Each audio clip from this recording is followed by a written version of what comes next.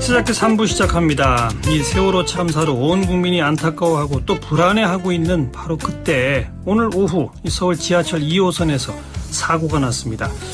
다행히 사망자는 없고요. 또 지금까지는 중상자로 분류된 분도 아직은 없는 것 같습니다만 무려 한 200여 명 부상당하신 것 같고 지금 현재 병원 안에서 아직 치료받고 있는 분들만 방금 집계된 거로 154명. 그러니까 자칫 대형 사고, 초대형 사고가 날 수도 있던 그런 상황이죠.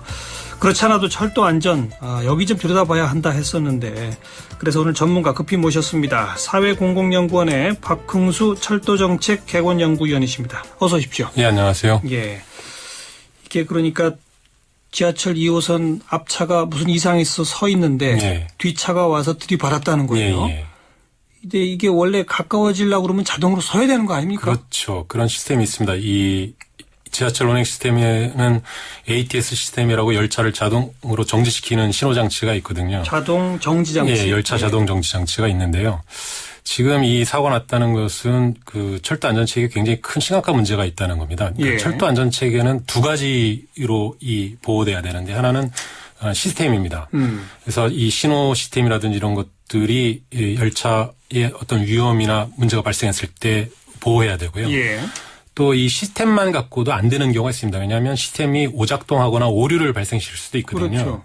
그럴 때 인간의 힘으로 기관사 그 승무원의 힘으로 그런 시스템의 오류를 또 보정하는. 예. 그래서 열차 운전 시스템에는 기관사가 어떤 문제가 생길 때 자동 정지하는 시스템도 있고요. 예. 그래서 이 크로스 체킹 상호 서로를 감시하고 제어할 수 있는 시스템이 있어야 되는데 열차 추돌 사고가 났다는 것은 이 두 시스템이 지금 무너져 있다. 둘 다 작동이 제대로 안 됐다. 그리고 이런 추돌 둘 중에 하나라도 제대로 작동했으면 되는 거 아니에요? 예. 그래서 이런 추돌 사고는 사실 있어서는 안 되는 굉장히 위험한 사건이 벌어진 거고요. 아주 근본적인 안전대책이 지금까지 마련돼야 됩니다. 지하철 사고 지금까지 여러 건 있었지만 예. 이렇게 추돌 사고 난 적은 없잖아요. 예, 이런 거는 그 초유의 일이고요. 뭐 여러 곳에서 그 화재 사고라든지 기타 다른 이유로 이 고장난 열차를 다시 이제 구조하는 과정에서의 병발 사고 이런 것들이 있었지만 예. 상시 운행 승객들이 탑승하고 있는 상시 운행 구간에서 이렇게 추돌 사고가 났다는 것은 안전에 굉장히 심각한 문제가 있다. 이렇게 볼 수 있는 거죠. 단순히 그 전동차 하나의 무슨 자동 정지 장치 이상, 뭐 브레이크 이상 이런 게 아닐 것이다. 뭐 그런 것들이 사실 종합적으로 발생하죠. 그 사고는 어떤 한 가지 원인으로 발생하는 게 아니라 여러 가지 원인들이 중첩적으로 모아지면서 결국 사고로 이어지거든요. 그래서 차근차근 이번 사고에 대해서 정밀하게 따져봐야 될 필요성이 있는 거죠. 그렇죠. 이거 정말 정밀 조사를 해야 할 대상입니다. 그런데 그나마 가슴을 좀 쓸어내리는 게 이게 아주 그냥 속도를 제대로 줄이지 못하고 세게 부딪혔다면 정말 이것도 초대형 참사나는 거 아닙니까? 네, 그렇습니다. 이게 지금 그 경상자가 난 게 천만다행인데요. 만약에 열차가 정상적인 속도거나 아니면 정상 이하 속도로 이건 저속으로 부딪힌 겁니다. 사실. 제대로 된 속도로 부딪혔으면 이건 대형 참사고요. 뭐 수많은 인명 피해가 발생할 수밖에 없는 조건이었을 수도 있는 겁니다. 그 이게 지금 지하철 1, 2, 3, 4호선은 서울 메트로가 운영하고 5, 6, 7, 8호선은 이제 도시철도공사가 운영하고. 근데 어떤 보도에 보니까 이 서울 메트로 쪽 1, 2, 3, 4호선은 전부 수동이고 5, 6, 7, 8은 자동이고. 그 차이는 그거는 어떤 이제 거예요? 이 지하철 서울 메트로는 초기 지하철 1기 지하철이라고 부르고요. 그래서 그 당시의 기술 수준으로는 이제 수동운전과 그 수동운전을 방어하는 신호 시스템인 ATS 시스템이라고 부르는 열차를 자동으로 정지시키는 시스템이 장착된 거고요. 나중에 도입된 것은 기술 발전에 따라서 자동운전까지 가능한 시스템이라서 운전 방식의 수동이냐 자동이냐의 문제보다 그렇군요. 열차를 얼마나 완벽하게 제어할 수 있느냐의 문제가 굉장히 중요합니다. 그런 측면에서 ATS 시스템이 완벽하게 열차를 정지시키지 못했다는 게 굉장히 큰 문제일 수 있는 거죠. 이번 사건에서는. 그리고 너무 가까워지면 그 이전에 미리 신호를 준다든지.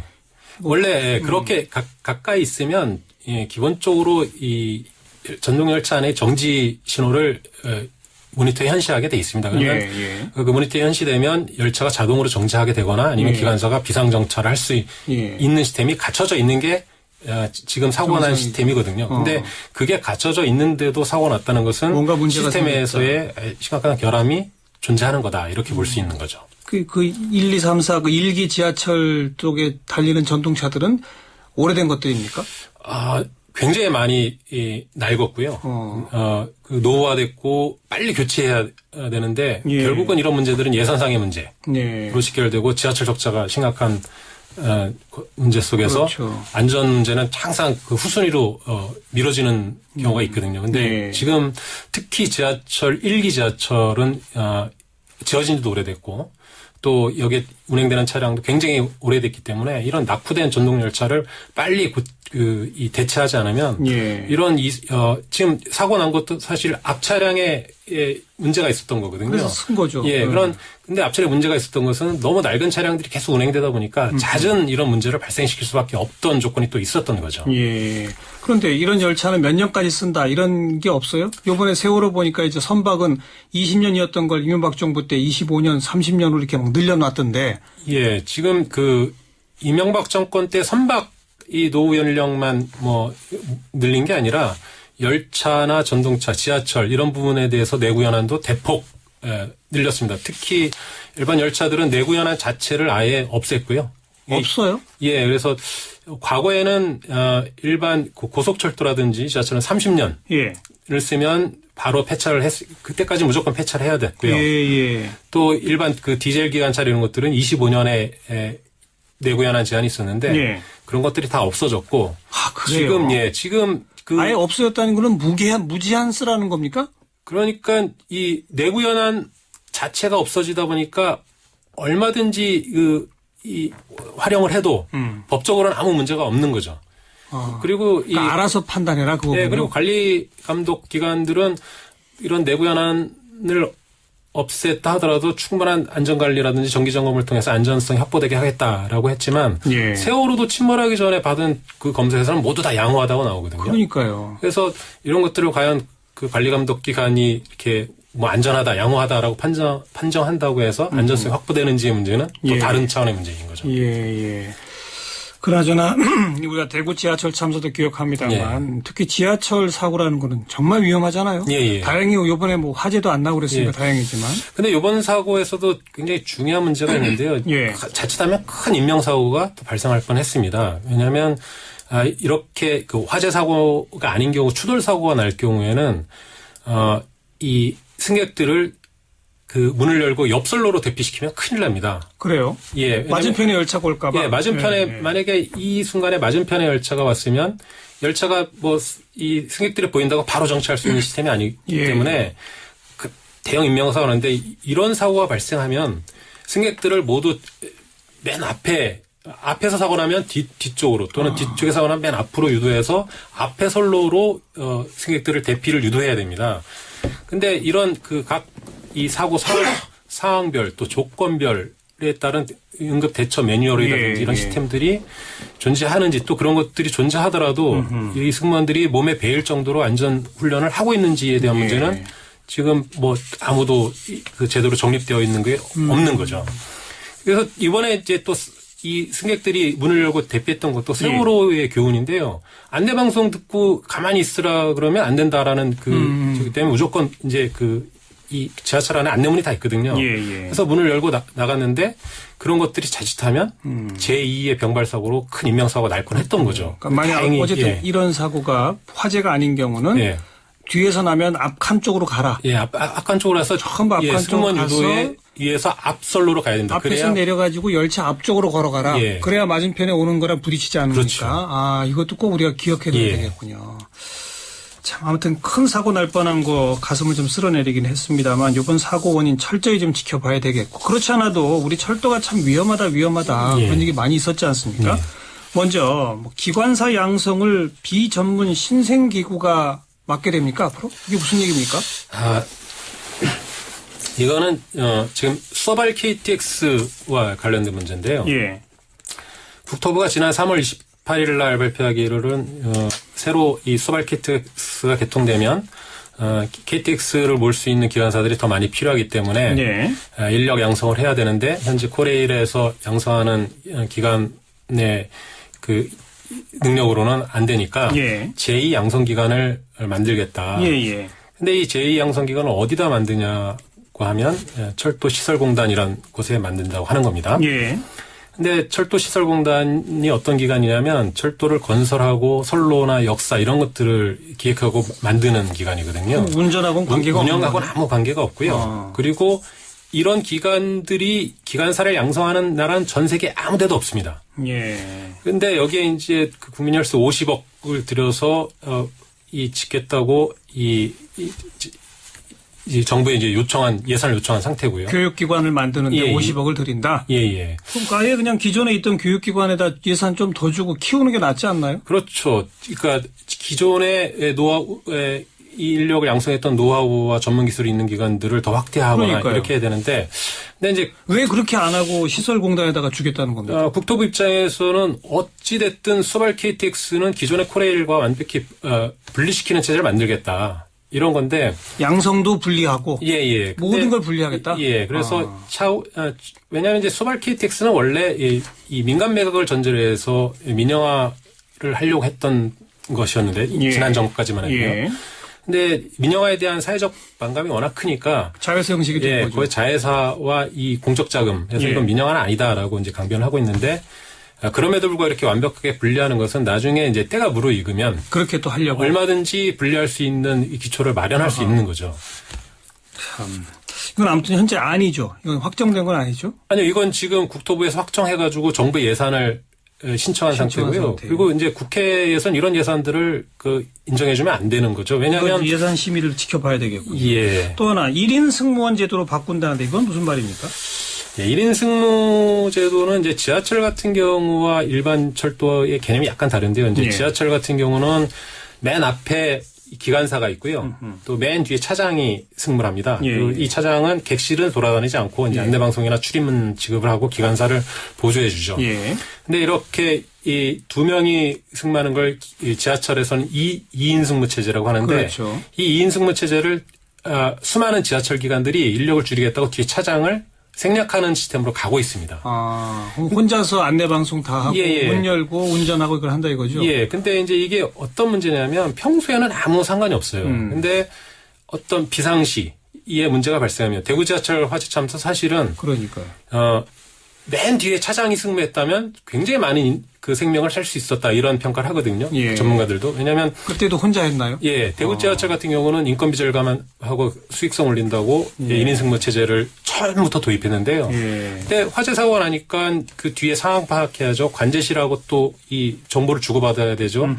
또 안내, 대피 방송 이런 걸 기관사 혼자 책임을 져야 되는데 그런 위급 상황 시에는 더 당황하게 되고 어디 조력받을 수 있는 조건이 없어지거든요. 이런 문제는 아주 심각한 거고요. 근데 또 일반 열차 같은 경우는 현재 코레일에서는 중앙선 화물 열차 같은 경우에는 이 또 1인 승무제를 도입하는데 일반 열차는 어떤 경우냐면 비행기처럼 기장, 부기장이 있듯이 기관사, 부기관사가 같이 운행을 합니다. 맨 앞에 운전실에서요.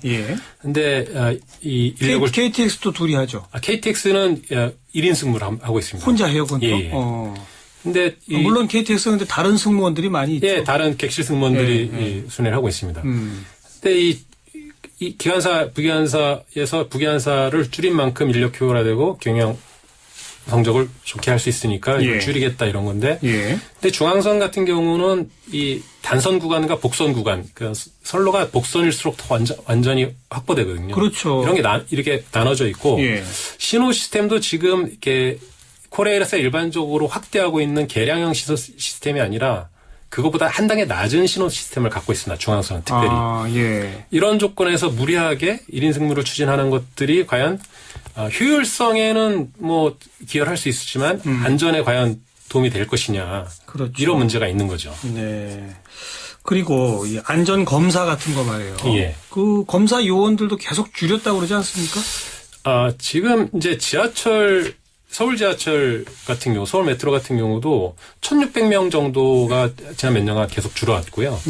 코레일도 5,000명 정도의 인력이 계속 줄어들었는데 특히 지금 이제 아까 차량 내구 연한 말씀드렸지만 차량 내구 연한이 무한정 늘어지게 되면 그럼 정비라도 더 자주 해야 되는 거 아닙니까? 정비 요원은 늘어나야 되겠죠. 근데 정비 인원은 줄어드는 것뿐만 아니라 또 중요한 문제가 있는데 정비 주기를 늘려버렸습니다.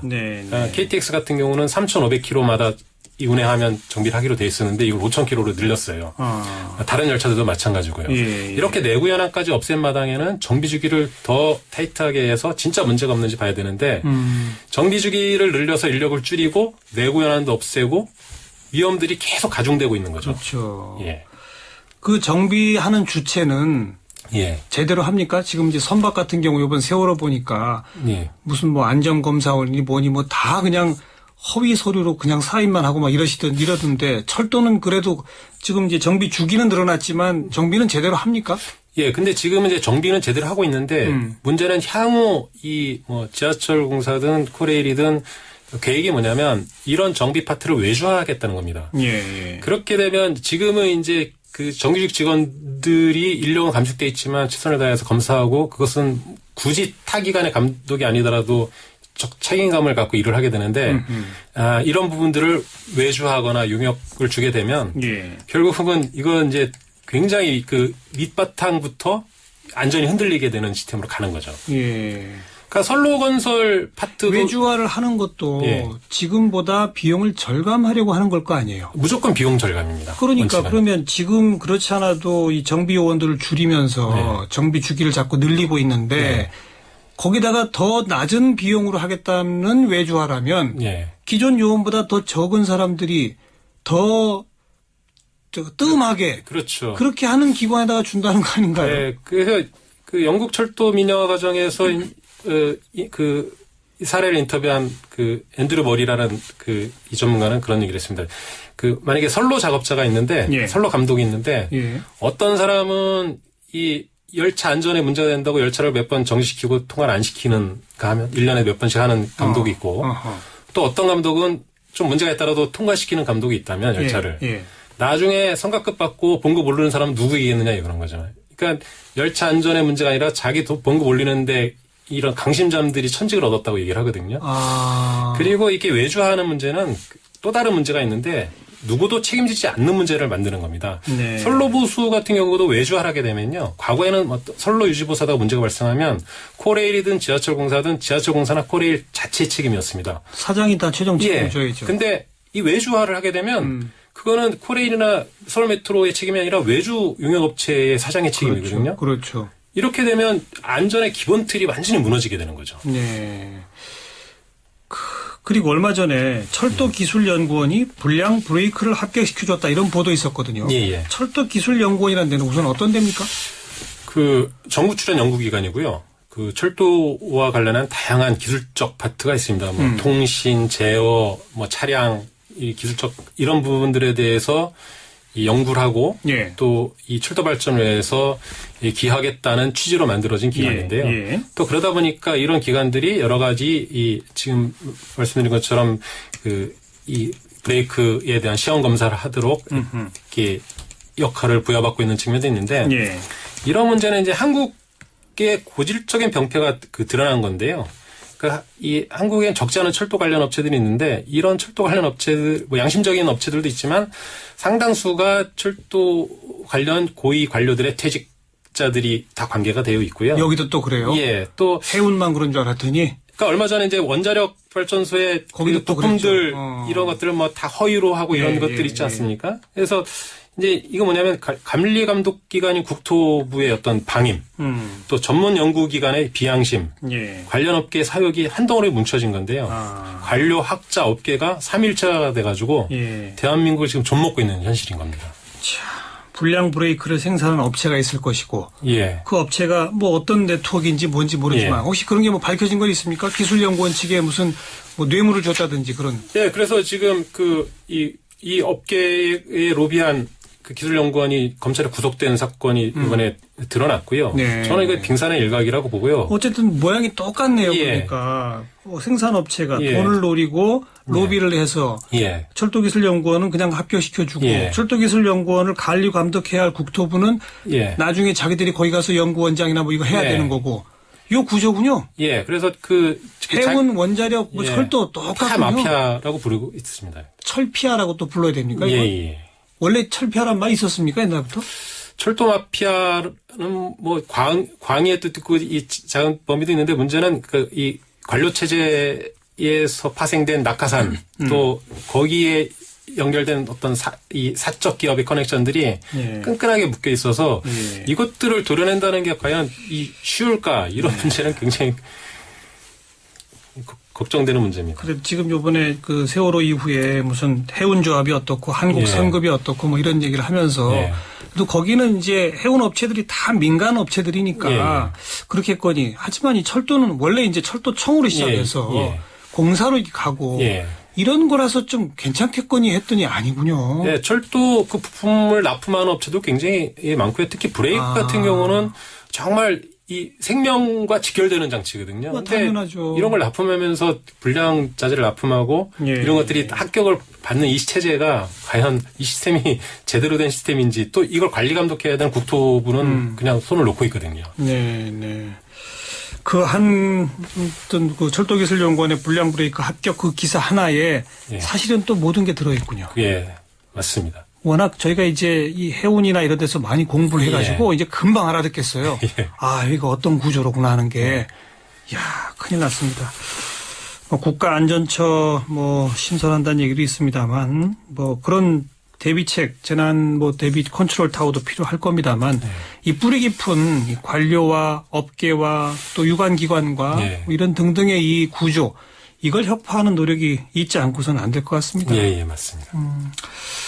이번 지하철 2호선 사고 하여튼 참 그나마 참 다행입니다. 가슴을 쓸어내리고요. 이번 사고의 원인을 제대로 분석하면서 지금 박흥수 연구위원이 지적한 것 같은 구조적 문제로까지 좀 나아가길 바라겠습니다. 오늘 나와주셔서 감사합니다. 고맙습니다. 예, 고맙습니다. 예, 사회공공연구원 철도정책개관연구위원이신 박흥수 연구위원의 도움 말씀드렸습니다. 자, 오늘 여기서 마무리 짓겠습니다. 참 위험한 사회에 살고 있는데요. 다들 몸 조심하셔야 되겠습니다.